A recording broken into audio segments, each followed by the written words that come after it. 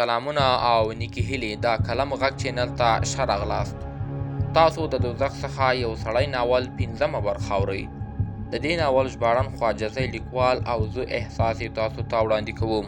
والخاش یوه شیبه کې پرېکړه وکړه او ویې ویل: ته لاړه شه، د هغې پردې تر شا پټه شه. هر کله مې چې غږ در وکړ راووځه. ایلي په بیړه د پردې شاته ولاړه. زړه یې په سینه کې درزا کوله. اصیل جنګیالي ته یې اندېښنه وه چې زهر ونه څښي. بالخاش د کټ پر غاړه ناست و. خپلې سترګې یې د کوټې شاوخوا ته ګرځولې او هڅه یې کوله چې ځان آرام او بې پروا ښکاره کړي. احمد اکسو د شرابخانې له مالک سایان سره کوټې ته داخل شو. د شرابو لوښی یې د 2 پیالو سره په ځمکه کېښود او په خندا یې وویل: قربان، نن شپه موږ د سایان میلمانه یو، د هغه له بهترینو شرابو سره چې خپله یې جوړوي. احمد کې داسې څه نه تر سترګو کېدل چې وښیي د بالخاش د وژلو نیت لري. د هغه آرامه څېره د بالخاش شک ته دوام ورکړ. حتی دا فکر یې وکړ چې د ایلي خبرې به شاید بې اساسه واوسېږي. بالخاش پوښتنه وکړه: آسونه دې تویلې ته بوتلل؟ احمد وویل: هو قربان، هغوی د واښو په خوړلو مصروفه دي. بالخاش وویل: نو مخکې له لمر ختو کولی شو حرکت وکړو؟ احمد وویل: هو، لږ وخت پاتې دی. سایان وویل: قربان، د سهارناري هم زما میلمانه یاست. بالخاش سایان ته وکتل او ویې ویل: ته د ډېر لوی زړه څښتن یې سایانه، خو موږ باید ژر تر ژره حرکت وکړو. احمد یوه پیاله د شرابو څخه ډکه کړه او د بالخاش مخې ته یې ونیوله او ویې ویل: دا د بهترینو زړو شرابو څخه دي، هم رنګ او هم خوند یې بېساری دی. بالخاش پیاله واخیسته، دننه یې وکتل او ویې ویل: ښکاري خو همداسې. بیا یې سایان ته وکتل او ویې ویل: ستا سره خو نور کار نه لرم، ته تلی شي. سایان له کوټې ووت. ایلي چې د پردې تر شا پټه وه په ژور وحشت او ویرې کې وه. هغې لیدل چې بالخاش هغه اصیل جنګیالی د هغې خبرو ته هیڅ توجه نه ده کړې او غواړي له هغه زهرجنو شرابو وڅښي.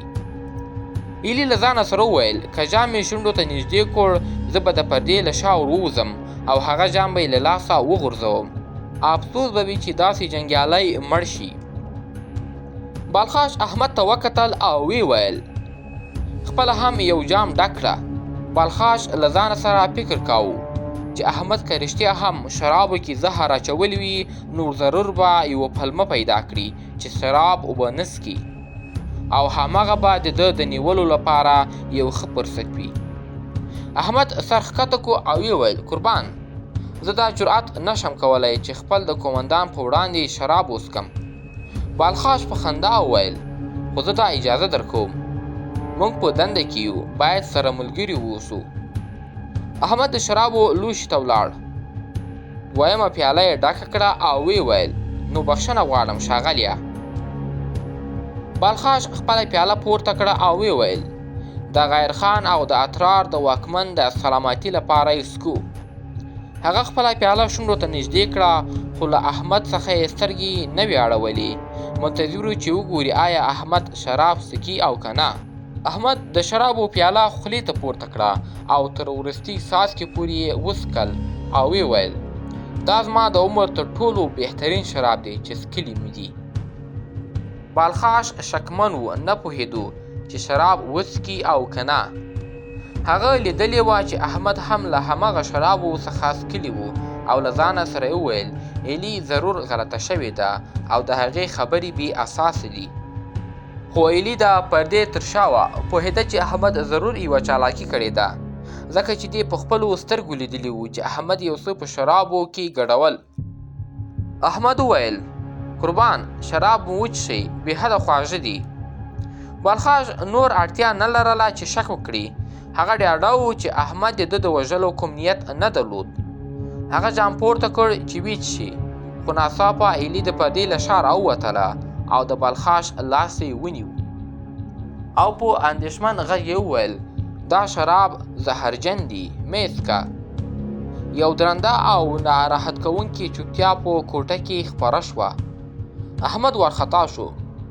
بلخاش جام ښکته کړ، بیا شک پرې راغی. احمد په تنده لهجه ایلي ته وکتل او ویې ویل ته څوک یې او دلته څه کوې؟ او غوښتل چې ایلي لور ته لاړ شي، خو بلخاش د هغه مخه ونیوله او ویې ویل پرېږده یې، دا د سایان لور ده. هغې ما ته خبر راکړی و چې تا په شرابو کې زهر اچولي. د دې خبرې په اورېدو احمد د دروغو مسکا وکړه او ویې ویل دا څنګه مسخره خبره ده؟ څوک دومره جرأت لري چې د خپل بادار د وژلو هڅه وکړي؟ زه دا نجلۍ نه بخښم، دا ما ته راوسپارئ. بلخاش په ارامي وویل ارامه اوسېږه احمده، که خبره یې دروغ وي زه به پخپله سزا ورکړم.